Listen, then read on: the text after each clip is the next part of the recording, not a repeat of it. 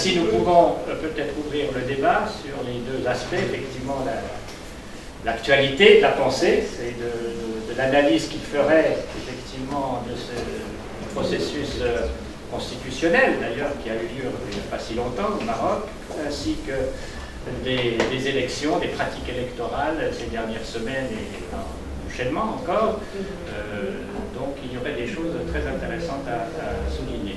Alors, réactions, commentaires, compléments aux deux exposés, professeur Malmi, qui va susciter sans doute beaucoup de réflexion. Alors.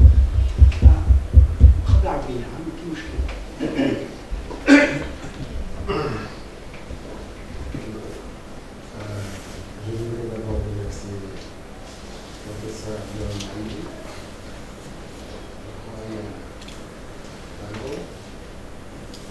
on n'a pas encore donné cette technologie. لأنك هضرتي على الفترة ديال النفي ديال سي محمد الحسن الوزيري. وأنا متفق معك بواحد العدد ديال العناصر اللي قلتيها. وأنا تنطلب منك تعمق البحث على هذيك الفترة ديالو. لأن هذيك الفترة ديالو اسمح لي نقول لك تعلم فيها اللغة العربية وتعمق فيها. وظهرت عنده واحد الميولات دينية. هي الإنسان بوحده ومنفي وتيواجه مشاكل ديال الطقس ومشاكل الوحدانية. الحل الوحيد بالنسبة له هو يرجع الله سبحانه وتعالى ويصلي ويدعي ويقرا المواضيع ويكتشف واحد العدد ديال الكتب. إذا هذا تحول كبير اللي خلاه من اللي رجع يبقى حاير بين الديمقراطية وبين الشورى. أنا تعتقد كان واحد الحياة. علاش؟ لأنه هو صغير بقى عنده 18 20 عام 22 عام مشى لفرنسا وعاش واحد الأجواء في فرنسا اللي كانت كلها تورية، حزب الشيوعي قوي والمظاهرات والنقابات والدنيا مقلوبة في فرنسا ودراسته فيها دراسته ومن بعد تيجي تيشدوا عليه لمدة 9 سنين. فطريقة باش يعني le meilleur moyen de résister pour lui c'était de lire et il a découvert l'islam. C'est pour cela après son retour il avait une hésitation entre démocratie et shura. Moi j'ai suivi d'abord ce qu'il a écrit dans le mouvement et dans des circonstances historiques bien définies. Et déjà je sentais qu'on passait de shura à démocratie d'une manière où finalement on se disait est-ce qu'il y avait une différence, est-ce que c'est la traduction? D'ailleurs Hizb Shura on le traduit par parti démocratique, alors on traduit shura par démocratie. إذا كاين واحد النوع خص واحد النوع من التعميق. Il faudrait vraiment approfondir et chercher les petites choses qui peuvent nous éclairer sur la différence entre shura et démocratie dans l'esprit de Mohamed El Hassan Al-Waziri. Ça c'est la première remarque. Je crois que je m'excuse professeur de vous dire que vous êtes sur la bonne voie, bien que je me considère comme un de vos étudiants. La deuxième remarque, c'est qu'il s'est trouvé devant un régime puissant, un roi très puissant, et que j'ai l'impression qu'il a évité avec intelligence l'affrontement direct. Mais il avait des messages très forts, des messages perturbés en haut lieu. Les messages dialogue qu'il a répétés pendant 20 ans, c'était quoi? C'était la tête était pourrie. Donc, je ne veux pas de... c'est pas le week-end. Non.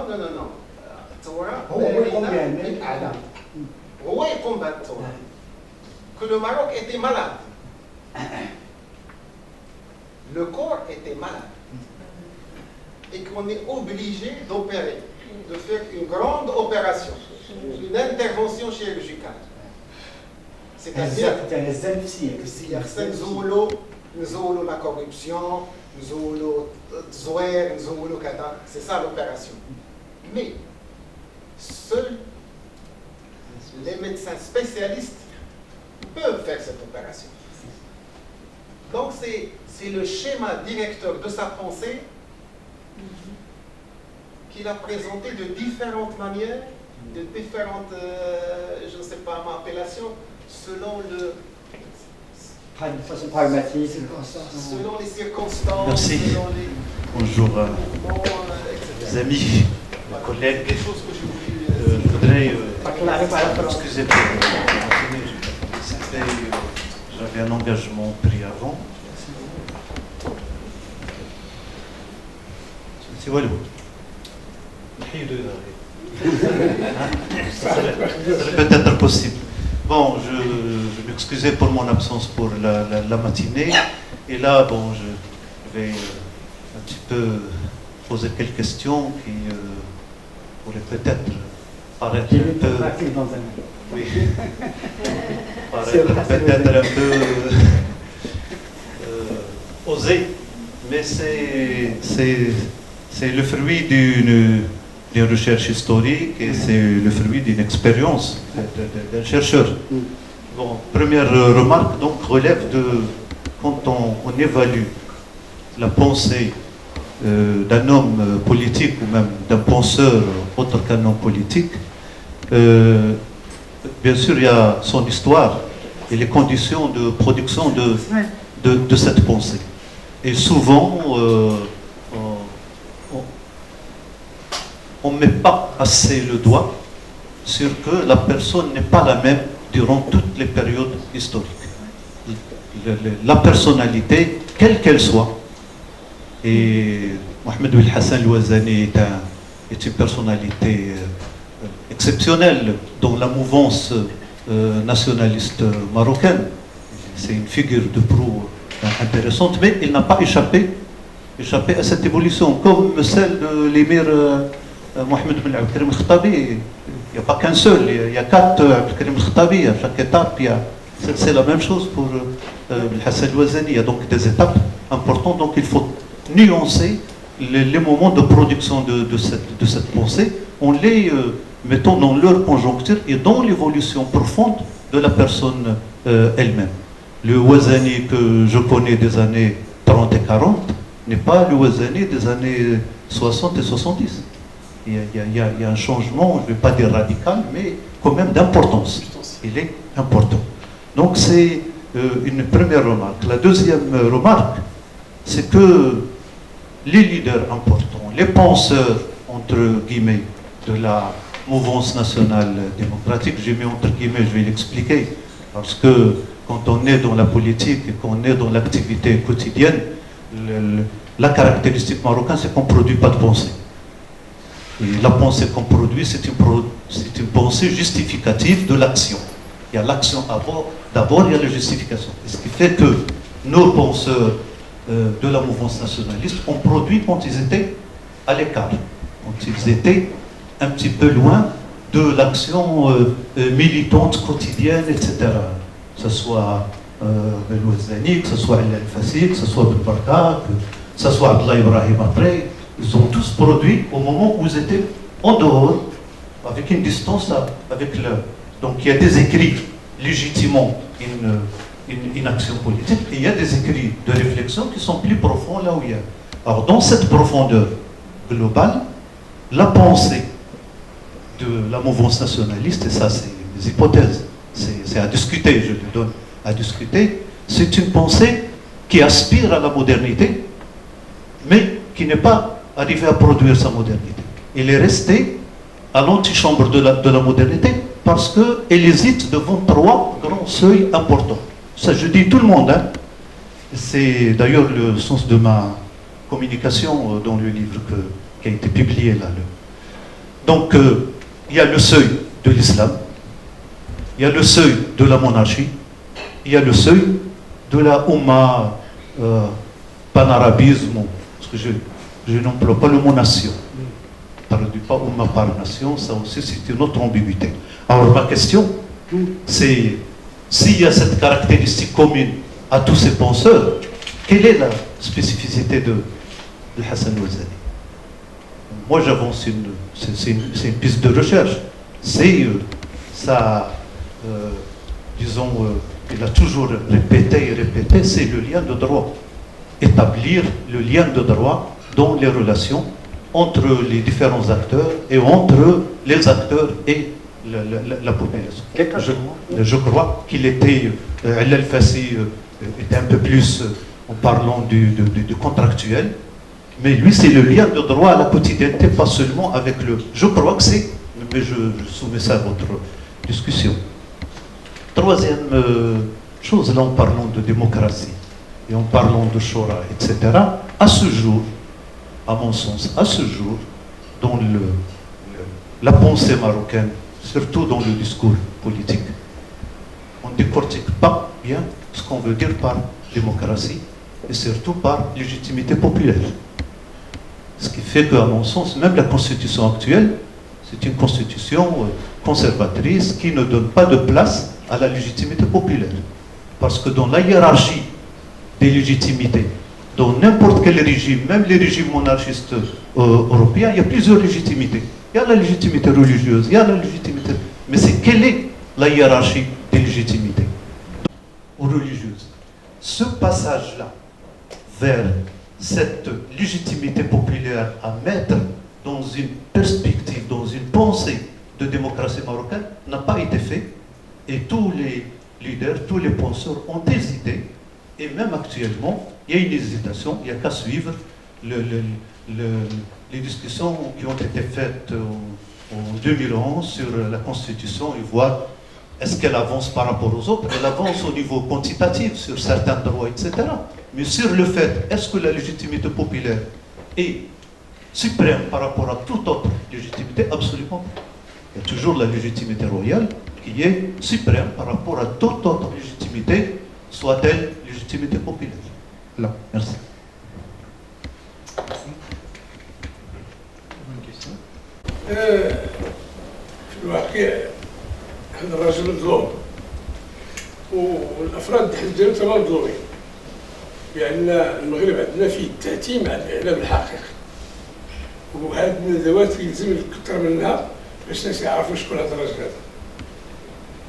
جاء في المذكره ديال الاستاذ زكي مبارك اللي كينشر في المساء ان أحمد الطويل شوري، نعم شوري، وعندما حدث كما قلت حدث سوق الربيع الغرب جاء طلب منا نجهزوه بالمال وبالسيارات وبالسلاح للرد، ورفض الوزاري. وشخص اخر اسمه الرسولي مشهور باشا ديال العريش، يعني غاضوا الحال، الشوريين كيتختالوا وكيتقتلوا. ودارت 7 ايام كوميساريه الدائره السابعه في درب البلديه في الدار البيضاء، وجاو بريشه في تطوان وبداو كيتقتلوا الرجال والزعماء الوطنيين كابراهيم الوزاني وكعبد القادر براده وكعبد السلام الطول. هاد الرجال اللي تكونوا تكوين جيد عربي اسلامي في الشرق. وجا الرسول يتوقف منه، ولكن الوزاني رفض، بغى يخلي الدول نظيفه من الوسخ. الوزاني لا يقارن بغيره، انما راه كنسمع فلان وفلان. الوزان نظيف، غيره تخط الدماء يديهم الدماء، اخر زعماء فعلا. وكما قال الاستاذ معروف، انا زعيم الزعماء، كاين ناس قاموا بالوطنيه، قاموا بالواجب ديال الوطنيه، ولكن مش استقلال هذا الدخول ديالهم بالدماء. والسر هو ان كما قال الحجوب حردان في الذكرى ديال الوفاه ديالو، قال كلنا حضرنا وخدينا الغنيمه ديال الاستقلال الا الوزاني اللي ما كانت كتوزع الغنيمه هو اللي بيهضر، ما جاش قادر. والاستقلال ديالو ما كانوش دابا ديك النهار اسمه عبد اللطيف جبرو نشر ديك ديال تكلموا على عهد الشورى ما بقاش الوجود، كيفاش انه مذكور في هذه الايام ديال الانتخابات. انا للاسف الشديد يعني الزمان مع الاسف ما عطاش، ما نصفناش. قال بان الوزاني في ديك المطالبه بالاستقلال رفض يشارك فيها، وهذا كذوب.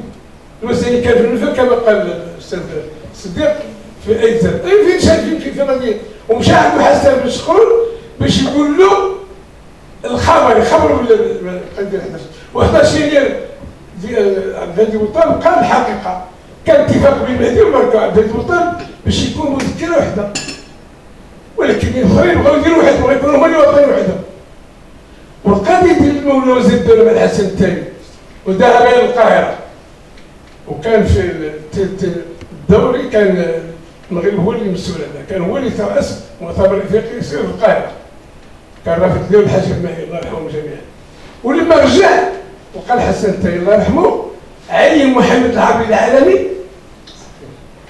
كانت الدوله الخارجيه ولما جاء عند الوزاري الموقف ديال الرجال هذه الماضي ما كيعرفوهاش الرجال ما كيعرفوهاش قالوا صاحب جال لا تنتظر انت الرجال وتقول لي جيب لي 3 مرشحين 3 اسماء ونختار واحد منهم وانت جيتي عينتي هذا يكون معنا عرفت هذا شكون هو كان معايا في حزب الشورى وهو من الناس مؤسس ديال الحزب وهو اللي يحمل المذكره 23 سبتمبر دار عبد الكريم الخطابي في القاهره عبد الكريم الخطابي نشر تأييد داروا المذكره 23 سبتمبر هذه في 51 ارتكب خطا محمد العربي العالمي وطردوا الوزاني من الحزب ولما تحدث ذاك حيث القنبله ديال المقاومه في دجنبر 53 في الدار البيضاء جمع هو الوطنيين والعلماء اللي كاين في الدار البيضاء وذهب عند رئيس الناحيه منير فاصل كان يقمع الوطنيين المقاومين واستنكر القنبله وقدم لي التعازي وتجي انت يا صاحب الجلاله تعينوا لي كتب القريه وقدم استقالته هذا الوزاني فرق كبير بين قالوا مع قريب انا كان بحال نقول وزاني وفلان راجل فوق هادشي كلشي نظيف ولما قدم الاستقاله ديالو ترفضت ولكن تقبلت في النهايه والراتب ديالو كيمشي ليه ورفضوا وجا عند الخازن ديال الدوله وردوا له قالوا ما يمكنش قالوا له باقي ما تعينش باقي ما دارش ديال العزل ديالك او انهاء المهمه ديالك او اقالتك او استقالتك وبقى كيقبضها ولما دار الناس خاص يعرفوا هذا الشيء للاسف الشديد وما تنشرش ظاهر انهاء المهمه ديالو انتبهوا لهذه القضيه حتى 7 دجنبر لما تعدل الدستور الجديد اول دستور اللي تعمل الحسن الثاني اللي يقراه عبد الهادي بوطال طبعا كان وزير الاعلام ولما نشر الدستور وايدوا استعداد الافراسي وايدوا حزب الاستقلال ايدوا الدستور يقولوا الديمقراطيه اللي عند الوزاني وصحابه ولما عمل حزب الاستقلال ايد وداز الدستور عاد صدر الظاهر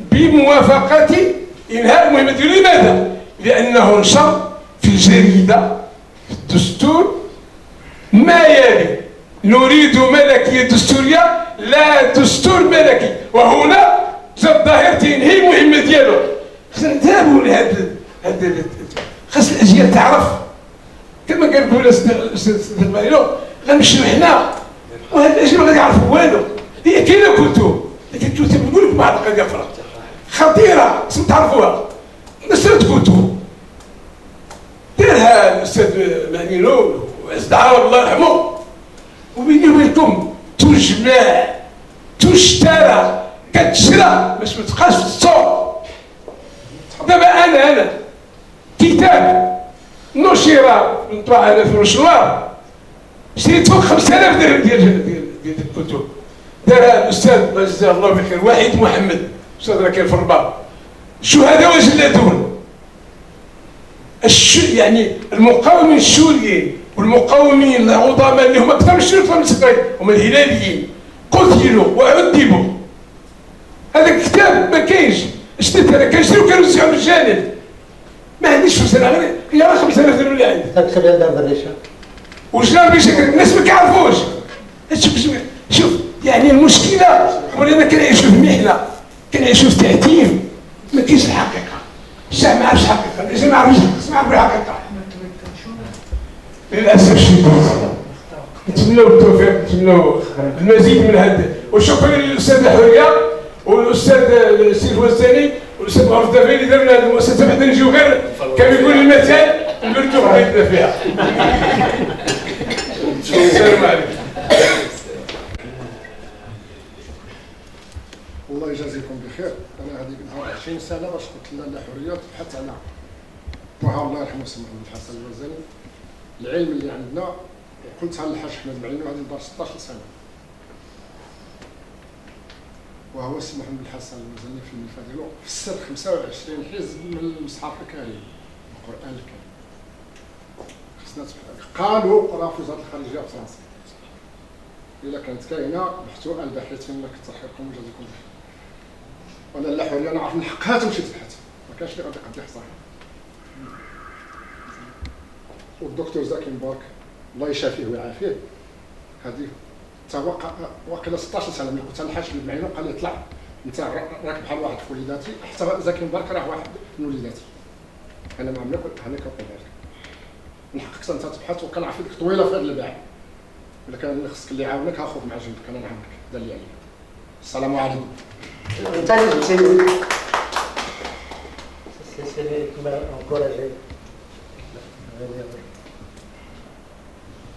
Y a-t-il encore des questions? Sinon, l'intervenant va répondre aux propositions et réflexions. en français هذا فيه هو انني نحدد المعنى. خاطرني بان انا لما اقرا مستحيل اقول كما تعرف الديمقراطيه الغربيه الليبراليه ممكن الشورى هي الحقيقه اكتشاف جديد قاموا به الاسلام، قاموا به المفكرون الاسلاميين الحديثون الحديث العادي يعني المودرن في بدايه القرن العشرين. إعادة اكتشاف الشورى. الشورى كانت شيء ثانوي في الفكر الاسلامي. المواردين القديم ترجع لهم السي الحسن مزيان بزاف، ولكن رجعت انا للمواردين نتاكد من داكشي اللي تيقول الحسن مزيان. حاجه اللي نحاول يعملها بواحد بان حقيقه الشورى بالشكل اللي كان لا. ملي مشيت للمواردين المواردين تيتكلم بشكل يتكلم على اهل الحل والعقد وعلى اهل الشورى فقط ان لم يتعلق الامر ببيعه الخليفه. اما الشورى فيما بعد عند الفرة نفس الشيء. وهنا كتاب اخر مهم جدا لخليل عبد الكريم وهو مصري حول تاريخ او جذور تاريخيه للشريعه الاسلاميه، ويتحدث عن الشورى من الناحيه التاريخيه لانها جت في الشريعه في القران، ولكن في قلت الاصل كانت عند العرب، عند القبائل العربيه كانت مساله عاديه.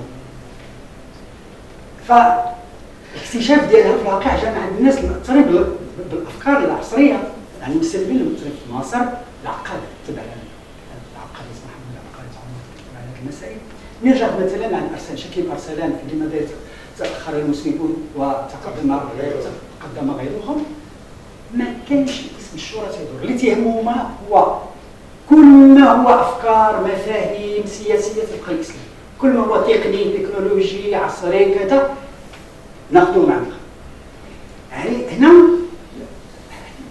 يعني الشورى فلي هما تحدثوا على الشورى بزاف في افريقيا هما اللي كثروا ايضا بما يجري في الدول الغربيه من هذه السيدات او البرلمان والدستور كذا منهم محمد بن الحسن.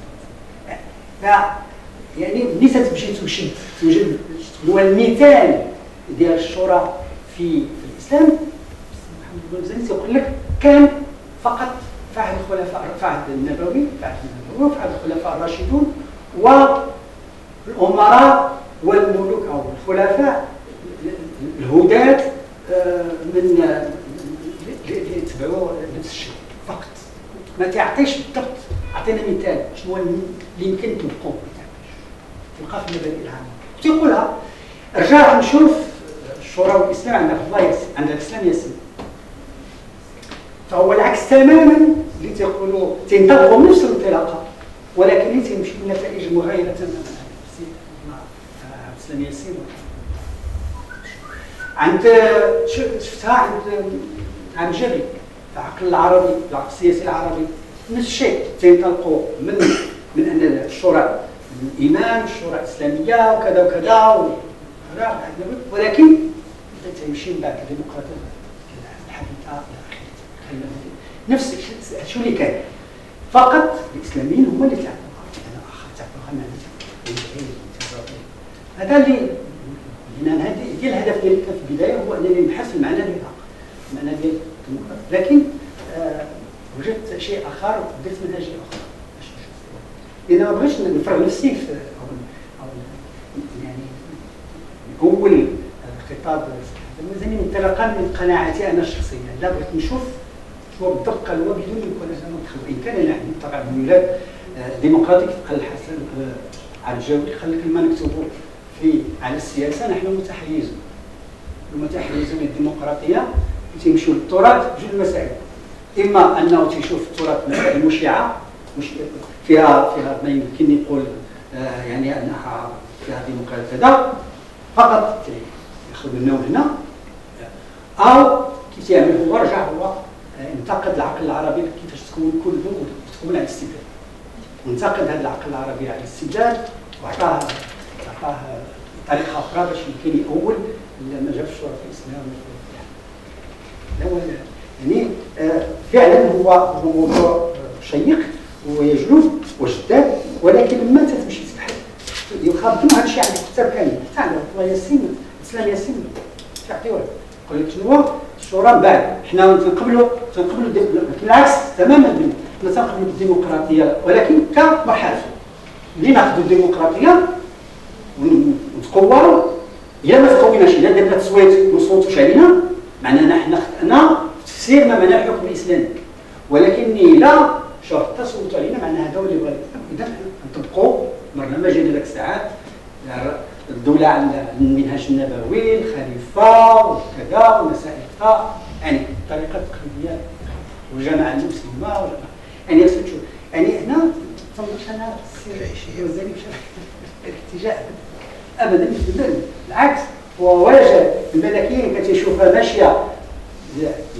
السلطويه بالاسلام بل الخطاب الاسلامي ماشي السلطوي وكانوا تيوجبوا على هذا هذه ماشي الشورى هذا ماشي الخلافه ماشي هي الملك يعني عدد الاشياء وكان من البدايه انه يحاول يوضع الملكيه في واحد الاطار خاص اطار عصري ماشي في اطار تقليدي. Alors la question vous soulevez les questions de méthodologie, moi je suis d'accord. Vous savez, quand j'ai fait cette étude sur la pensée de Spinoza, je l'ai fait à partir de politologue, mais je n'ai pas appliqué la méthodologie évidemment scientifique. Hein, il faut faire de l'analyse de contenu, l'analyse de discours, méthodologie très difficile, c'est pas le moment, c'est peut-être une piste de faire ça après, de voir ça de façon beaucoup plus, disons, méthodologique, systématique, mais c'est pas replacer les textes dans leur contexte, ça c'est, là, on le fait toujours, j'ai essayé de le faire, j'ai essayé d'expliquer pourquoi telle structure, pourquoi telle évolution, est-ce que vous avez suivi? Non. Alors, donc je suis d'accord avec vous et j'essaie de faire un peu de ce que vous venez de dire. La spécificité de Mohamed Hassan Ouazzani, vous êtes qualifié comment, vous avez travaillé dessus beaucoup. Je pense que je n'ai pas fait de comparaison avec Hassan et les autres, mais ce n'est pas mon rayon, je suis un internationaliste. Mais le lien de droit, oui, c'est ce qui définit la société moderne. Enfin, l'état de droit, c'est ça, c'est le lien de droit. Le lien de droit entre les citoyens, entre l'État et les individus, c'est le lien de droit. C'est ça. Et Hassan Ouazzani défendait ça. Je crois il était clair. Moi, je crois, si c'est, comme vous dites, c'est sa spécificité, je suis d'accord. La légitimité monarchique et la légitimité royale, bien sûr, toutes les constitutions marocaines sont vendues. Hein, on parle de la souveraineté, pas populaire, de la souveraineté nationale, exercée ou qu'exerce le peuple à travers les nations, à travers ses représentants, etc., dont la monarchie, évidemment. Mais la monarchie royale apparaît dans la Constitution à travers un certain nombre de notions fortes, comme Amir al-Mouminin, et à travers ses pouvoirs. Mais la comparaison la mise en équation de la légitimité monarchique et la légitimité populaire, ça relève de la pratique, relève de l'applicabilité de la Constitution, de l'évolution des choses. Et d'ailleurs, je me souviens, Hassan II, dès le départ, que je ne mettrai jamais la monarchie en équation, vous, ça veut dire qu'il resterait, la monarchie restera toujours, et tout. Hein. Ça relève. On peut faire plusieurs lectures des constitutions, même d'une constitution comme la Constitution marocaine, on va faire un nombre de fois progressiste ou réactionnaire, on peut faire ce qu'on veut. Tout dépend, bien sûr, de celui qui fait l'interprétation, et puis du contexte. Hein, du contexte. Si le contexte se prête, on peut faire une interprétation progressiste vers une archive parlementaire, même de la Constitution sur laquelle on vit actuellement. Donc, je suis d'accord avec vous. C'est le fond du problème. Dernièrement, donc, on a vu les élections. Alors, on ne sait pas vers où ça va évoluer l'année prochaine. Est-ce que le PAM va rester, va être encore le premier parti? Donc déjà, voyez-vous, hein, le PAM, le premier parti, c'est déjà donc une légitimité royale enveloppée dans la démocratie, voyez-vous. Donc c'est le cœur du problème, le nœud, si vous voulez, de notre système politique. Merci beaucoup pour cette السلام ياسين رحمه الله شوري نعم سيدي شوري كنقول لك الفم العام شوري محصل واللي جا مسكن في سلا الدكتور زكي بارك الله والنهار اللي كنت ضد عبد الكريم غلاب الحمله الانتخابيه ديالو درت الحمله لحزب الشورى وكان مسكين خاف طلع للسطح لقاش كان حراسه وقال صوتي الله على المرأة هبط عندي على الحراسه عنده هبط قال لي الله يجازيك بخير ودير الله كثر خير انت ماشي ولد الحجب الحاجي قال جاوني باسني بين عيني الله يرحمه ها اللي جا مسكين السلام ما كان كيدير حتى حاجه باش الشوار ديال الدكتور زكي النهار فاش درت الحمله عاوتاني درت السنتيسي عاوتاني طلع للسطح وبقى يشير الله يعاونك كنقول له واس مسكين الله يعاونكم الله يعاونكم السلام ياسين السبب باش تطلق ديك الطلقه اللي كان سميتو ديال حزب السبع اللي كان وزير نعم زيان نعم فاش كان هو السبب هذا اللي عطاه له مود باس باش كانوا طلقوه فهمتيني عليها تحيد زيان ما بقاش مزيان عبد السلام ياسين رحمه الله كان شوري حتى مات شوري كي قال احمد طيب العلاج انا شوري وبقى شوري حتى نموت شوري وماتوا شورى بجوجهم الله يرحمهم السلام عليكم انا غير التنوير بشويه الشباب اللي قال الاستاذ قبيله ونحن سنموت شوريين ان شاء الله ونحن سنموت شوريين بالنسبه للعلاقه ديال حسن الوزير مع الطبيب لا بالنسبه للعلاقه بياش سي محمد بن عبد الكريم الخطابي وبن الحسن الوزيري العلاقه كانت قويه جدا ولذلك من 51 بداوا الناس الاخرين كيقولوا بانه شاذ. لا العلاقه من 47 لما كان تقدم محمد عبد العليم ديال المذكره 43 دار خطابي ايده ايدها الندوه اللي ديال فاس كاين واحد الدخل حول هذا هو بديك التاريخ ولات العلاقه متينه ما بين الوزيري وما بين الخطابي ديال الواقع وصارت علاقه سيئه مع الاخرين هو التاريخ رسائل متبادله بين الخطابي وحسن الوزير. Ça fatigue, merci. Donc, s'il n'y a pas encore d'autres questions, c'est l'heure de la pause. Il y avait une remarque de Bouaziz. Je voulais juste estimer que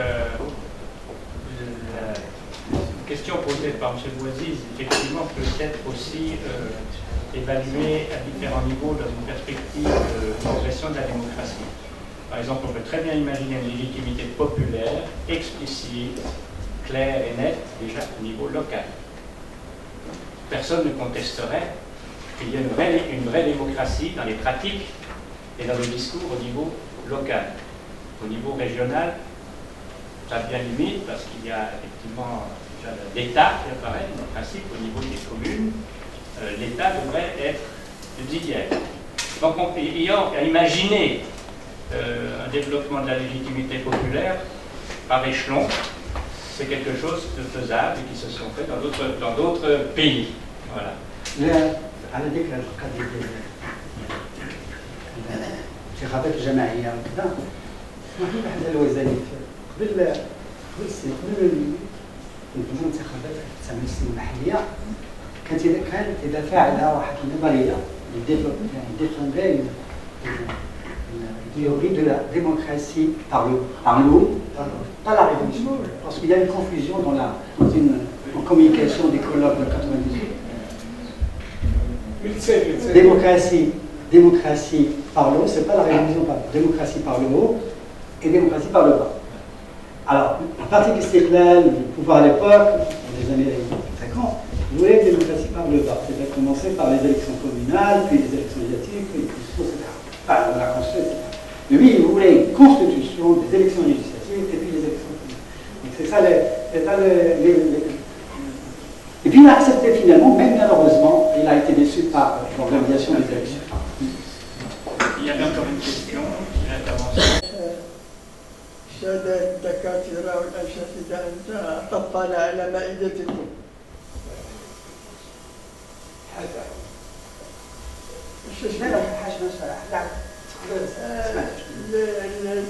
صار انتباهي وكفاح ديمقراطية مغربية. معناه واش مغربية عنده أدنى ديمقراطية يمكن تبادل الذهن أن مغربية ديمقراطية مغربية، بينما محمد حسن الوزاني كان مكافح من أجل الديمقراطية المطلقة. الديمقراطية الديمقراطية في العالم. محمد حسن الوزاني ديمقراطي العالم، ولا أدل على ذلك أنه لما كان آتي من فرنسا عبر إسبانيا تعرضوا مؤامرة كان قاب قرصين أو ادنى من الموت، لأن كان صراع قائم على شنو بين الديمقراطية الملكية الدستورية وبين الدكتاتورية فرنسية. كان صراع شديد. طلعوا مفتشين ديك الحامية اللي فيها محمد حسن الوزاني معاه بجليل عمر العبدي.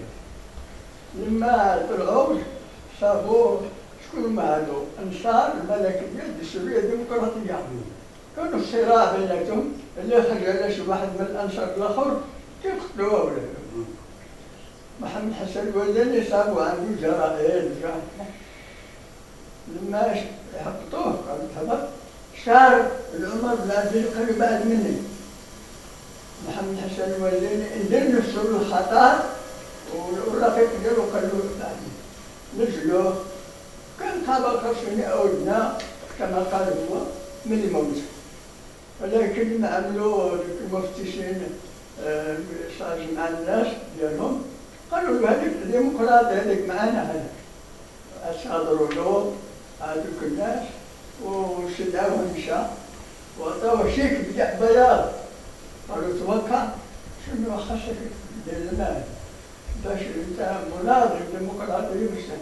رفض الى ان محمد حسن الوزاني المغرب ما عندوش ديمقراطيه مغربيه.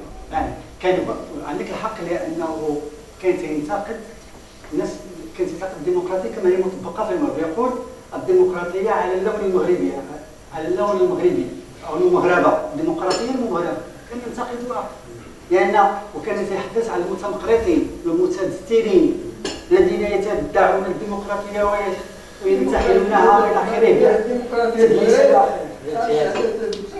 المغرب كما في العالم المتحدث كتعاني، نعم كتعاني معنا الشركه، ولكن ما تسامحش الديمقراطيه مغربيه. لا هي فعلا ما لازم تدخل نسبيه كذا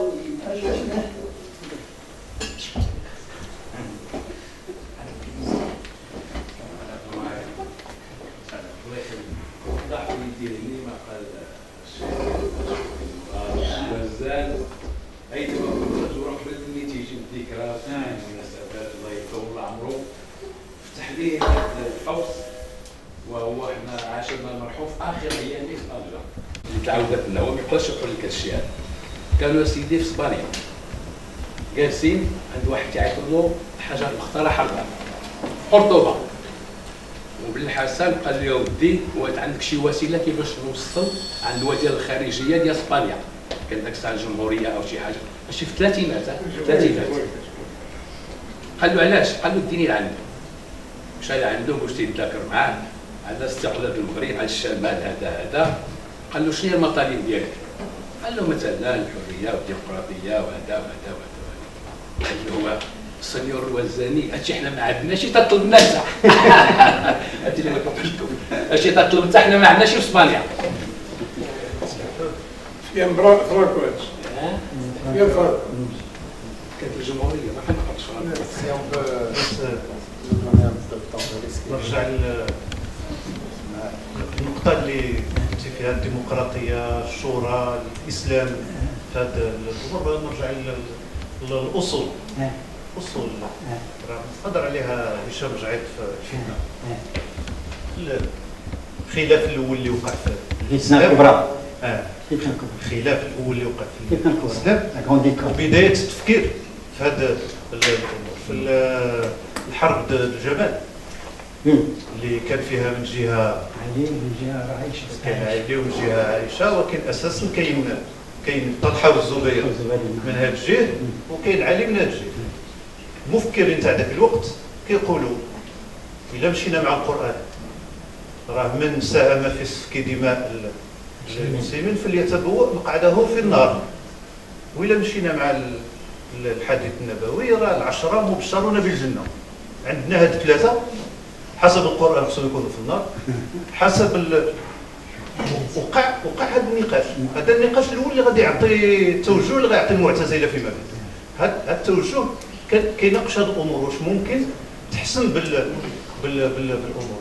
والنقاش العميق في هذا الاطار ملي كنديروا التاريخ المقارن مع الشعوب، عند الشعوب الاوروبيه دخلت الحداثه منين خرجت من المنطق الثنائي ابيض واسود حاله الحرام الى اخره ودخلت المنطق الثلاثي ان ما بين الابيض والاسود كان عده الوان، ومن ضمنها ما بين موقفك وموقفي كاين الحوار، كاين الامور الى اخره. كاين هذه المقامات الثلاثيه خرجوا منها من القرن 11. خرجوا القرن 11 12 العالم الاوروبي تطور ودار المجتمع الثلاثي بين المحاربون والناسكون والمنتجون، يعني الفلاحين والعمال الى اخره، وفي نفس الوقت دار على الصعيد الفكري وعلى الصعيد الديني المقامات الثلاثه ما بين النار والجنه.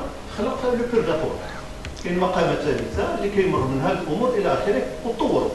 لكن وقت المراه دخلت المجتمع وبدا حركه طويله اللي عطات الامور. بالنسبه لنا احنا شنو هذا؟ بالنسبه لنا الاشكال كان ثلاثه القرون قبلهم، القرن السابع اللي وقع هذا النقاش. خلقنا على صعيد الفلسفه ديالنا المنزله بالمنزلتين، اذا حنا سبقناهم في المنطق الثلاثي عندنا، ولكن لحل قضايا دينيه فقط، وبقى المجتمع ثنائي. وهذا المجتمع الثنائي استمر عن المغرب. عاد هضروا الاخوان على الاقتتال وعلى كذا وعلى كذا، وحتى دابا في الذاكره في استرجاع الذاكره كل واحد كيسترجع غير ذاكرته وكيرفع ذاكرته بواحد الامور، ذاكره الاخرين تعدم. هذه البنيه الذهنيه الثنائيه لا زالت قائمه ماشي في المغرب، في هذا العالم العربي الاسلامي، وهو العائق الجوهري. لا نحو ان تكون العلاقه التعدديه في المجتمع بدون نسب وحدته، ولا تكون تنافس ديمقراطي بين الشرعيات بدون ما تعدم شرعيه. هذا التطور ما وقعش، هذا اللي ما وقعش، واللي كيخلي المفكرين والناس السياسه الى اخره في المراحل التطور ديالهم كيضطروا نظرا المجتمع، نظر للسلطه، نظر للامور يتراجعوا على ارائهم وتكيفوا مع الواقع. ومثلا هنا نرجع للاسلام وغادي نبدا هذه النقطه بالحسن الوزاني اللي كيهضر على الاسلام وعلى القران وعلى الصراع الطبقي والامور، كيقول شي كلام، وهذا في المرحله الثانيه الستينات نهايه كمشروع. اما كل الظلم اللي كاين راه كاين صراع طبقي، ولكن نتيجه تحقيق المجتمع الاسلامي هو اللي كاين فيه. ما كنطلقوش بان ليس هناك صراع، بل كاين موجود في القران. كاين ذاك غموض في كلمه الاسلام، واش حضاره مجتمع ولا دين؟ لا كاين، ماشي هذا هو اللي كاين. اللي كاين انا مع الاستاذ معروف اللي بدينا كنخدموه هو اللي تكلف بحزب الشورى، تكلفت حزب الاستقلال. دونك احنا متكاملين في العمل، ولكن كل واحد عنده تعميق ديالو في الامور ديالو. قريت انا المهدي بن بركه الاختيار التوري، حسبته 108 د المرات كلمه التوراة او توري، 108. وكاين 2 د المرات كيذكر الاسلام مره، الاسلام مره، تقاليدنا الحنيفه. اظن نفس الامور عند الاخرين، الا اللي كانوا في مرحله الانعزال، مراحل معينه بحال علال الفاسي في وقت النقداتي ولا عبد الله ابراهيم فيما بعد. الكل في الصراع العادي يتجنب الصراع الثقافي. هل يمكن الانتقال الى الحداثه بدون صراع ثقافي؟ ابدا، ما درناش صراع ثقافي. علاش؟ لان كانت عندنا مقوله، ولو ما كنعتقدوش بان خدينا من ماركس، ولكن ماركس كانت كتاثر، اللي هي بان البنيات التحتيه تؤثر في البنيات الفوقيه. اذا غيرنا البنيات التحتيه ستغير البنيات الفوقيه. كان عند شي وحدين واضحه اليوم الامور، كيقول لك اذا ما نخوضوش الصراع في الثقافه ولا في تمثل الدين ولا كيف يمارس المغاربه الدين، نغيروا شروط العيش ديالهم وغيتغير التفكير ديالهم، وهذا خطا كبير جدا. لذلك نحن بعيدين عن الحداثه، ولو متمنياتنا اننا نوصلوا لها.